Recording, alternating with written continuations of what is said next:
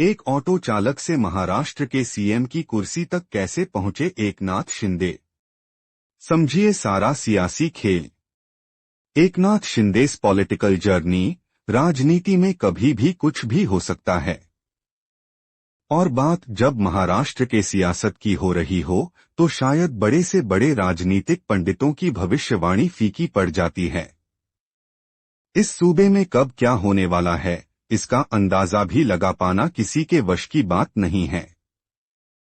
हम एकनाथ शिंदे की बात कर रहे हैं, आने वाले वक्त में जिनके सफर को शायद ही कोई भुला पाएगा। वर्ष 2022 में शिवसेना से बगावत करने वाले वरिष्ठ नेता एकनाथ संभाजी शिंदे ने महाराष्ट्र में एक तेजतर्रार व कर्मठ नेता की छवि हासिल की है, जिसे उन्होंने महायुति सरकार के नेतृत्व के दौरान 2.5 साल के अपने मुख्यमंत्री के कार्यकाल में आकार दिया। फडणवीस सरकार में शिंदे ने ली उपमुख्यमंत्री पद की शपथ। एकनाथ शिंदे ने बृहस्पतिवार को भारतीय जनता पार्टी भाजपा के नेता देवेंद्र फडणवीस के नेतृत्व वाली नई सरकार में उपमुख्यमंत्री पद की शपथ ली। उनके शिंदे के कुछ उत्साही समर्थक भले ही इसे पदावंती बता रहे हों, लेकिन कभी ऑटो रिक्शा चालक रहे शिंदे हाल ही में हुए विधानसभा चुनाव में अपनी पार्टी के दमदार प्रदर्शन के आधार पर यह दावा कर सकते हैं कि वही शिवसेना की विरासत के वास्तविक उत्तराधिकारी हैं। नवंबर में हुए महाराष्ट्र विधानसभा चुनाव में शिंदे ठाणे जिले के कोपरीप चपखाड़ी से विधायक चुने गए और उन्होंने पार्टी को भी शानदार जीत दिलाई। शिंदे के नेतृत्व वाली शिवसेना ने 81 सीटों पर चुनाव लड़ा, जिनमें से 57 पर जीत हासिल की। वहीं उद्धव ठाकरे के नेतृत्व वाली प्रतिद्वंद्वी शिवसेना उबाठा का प्रदर्शन बहुत खराब रहा और वह केवल 20 सीट जीत सकी। बतौर मुख्यमंत्री कैसा रहा एकनाथ शिंदे का कार्यकाल। मुख्यमंत्री के अपने कार्यकाल 30 जून 2022 से 4 दिसंबर 2024 में शिंदे ने हमेशा उपलब्ध रहने वाले नेता के तौर पर छवि बनाई और मुंबई तटीय सड़क, Mumbai trans harbour link, Atal Setu, metro rail, Navi Mumbai अंतर्राष्ट्रीय हवाई अड्डा, मुंबई नागपुर समृद्धि महामार्ग और धारावी पुनर्विकास जैसी बड़ी परियोजनाओं को आगे बढ़ाया। विधानसभा चुनाव में सत्तारूढ़ महागठबंधन की प्रचंड जीत में शिंदे की महत्वपूर्ण भूमिका रही और उनकी सरकार द्वारा महिलाओं के लिए लाई गई लाड़की बहन योजना पासा पलटने वाली साबित हुई। यह योजना महिलाओं के बीच इतनी लोकप्रिय हुई कि शिवसेना नेता को लाड़का भाऊ भी कहा जाने लगा। ठाणे जिले से अपना राजनीतिक जीवन शुरू करने वाले शिवसेना नेता की सबसे बड़ी खूबी लोगों और पार्टी कार्यकर्ताओं तक उनकी पहुंच थी। शिंदे ने जून 2022 में मुख्यमंत्री और शिवसेना प्रमुख उद्धव ठाकरे के खिलाफ बगावत की तो उनका यह कदम अपने राजनीतिक करियर को खतरे में डालने वाला प्रतीत हुआ, लेकिन 2.5 साल बाद वह बेहद मजबूत होकर उभरे। उन्होंने खुद को न केवल सत्तारूढ़ महायुति गठबंधन में महत्वपूर्ण नेता के रूप में स्थापित किया, बल्कि महाराष्ट्र की बेहद प्रभावशाली हस्तियों में भी शुमार हुए।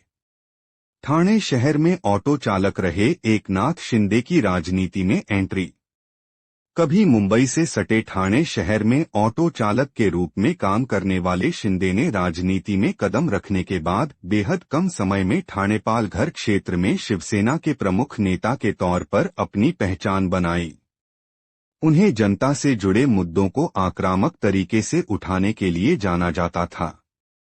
9 फरवरी 1964 को जन्मे शिंदे ने स्नातक की शिक्षा पूरी होने से पहले ही पढ़ाई छोड़ दी और राज्य में उभर रही शिवसेना में शामिल हो गए। मूल रूप से पश्चिमी महाराष्ट्र के सतारा जिले से ताल्लुक रखने वाले शिंदे ने ठाणे जिले को अपना कार्यक्षेत्र बनाया। पार्टी की हिंदुत्ववादी विचारधारा और बाल ठाकरे के व्यक्तित्व से प्रभावित होकर शिंदे ने शिवसेना का दामन थाम लिया। वह कहते हैं कि महाराष्ट्र की राजनीति में अपनी तरक्की के लिए वह शिवसेना और इसके संस्थापक दिवंगत बाल ठाकरे के ऋणी हैं। शिवसेना में शामिल होने के बाद उन्हें पार्टी के मजबूत नेता आनंद दिघे का मार्गदर्शन मिला। 2001 में दिघे की आकस्मिक मृत्यु के बाद उन्होंने ठाणे-पालघर क्षेत्र में पार्टी को मजबूत किया। कैसे पहली बार चुनावी राजनीति में शिंदे ने आजमाई अपनी किस्मत। शिंदे 1997 में ठाणे नगर निगम में पार्षद चुने गए थे और इसके बाद वह 2004 के विधानसभा चुनाव में जीत दर्ज कर पहली बार विधायक बने। 2005 में उन्हें शिवसेना का ठाणे जिला प्रमुख बनाया गया। शिंदे के बेटे श्रीकांत शिंदे कल्याण सीट से लोकसभा सदस्य हैं। शिंदे को 2014 में कुछ समय के लिए राज्य विधानसभा में विपक्ष का नेता नियुक्त किया गया था। शिवसेना द्वारा देवेंद्र फडणवीस मंत्रिमंडल में शामिल नहीं होने के फैसले के बाद उन्होंने यह पद संभाला। शिंदे के प्रभाव में तब इजाफा हुआ जब 2014 के विधानसभा चुनाव के बाद शिवसेना ने भाजपा के साथ हाथ मिलाया और फडणवीस के नेतृत्व में सरकार बनाई जिसमें वह मंत्री रहे। जब देवेंद्र फडणवीस और एकनाथ शिंदे के बीच बढ़ी नजदीकियां, शिंदे तत्कालीन मुख्यमंत्री फडणवीस 2014 से 19 के करीब आए और उनकी घनिष्ठता चर्चा का विषय बन गई और ठाणे नगर निगम को छोड़कर भाजपा ने 2016 में शिवसेना के खिलाफ महाराष्ट्र के सभी नगरीय निकायों के चुनाव लड़े। जब शिवसेना ने भाजपा से नाता तोड़ लिया और 2019 के अंत में रांकपा और कांग्रेस के साथ महाविकास आघाड़ी (एनडीए) सरकार बनाई तो वह कैबिनेट मंत्री बने। कोविड-19 महामारी के दौरान राकांपा के पास स्वास्थ्य मंत्रालय होने के बावजूद शिंदे नियंत्रित महाराष्ट्र राज्य सड़क विकास निगम ने कोरोना वायरस के रोगियों के इलाज के लिए मुंबई और उसके उपनगरों में स्वास्थ्य केंद्र स्थापित किए। शिंदे को जमीन से जुड़ा नेता माना जाता है क्योंकि वह पार्टी कार्यकर्ताओं और सहकर्मियों के लिए हमेशा उपलब्ध रहते हैं।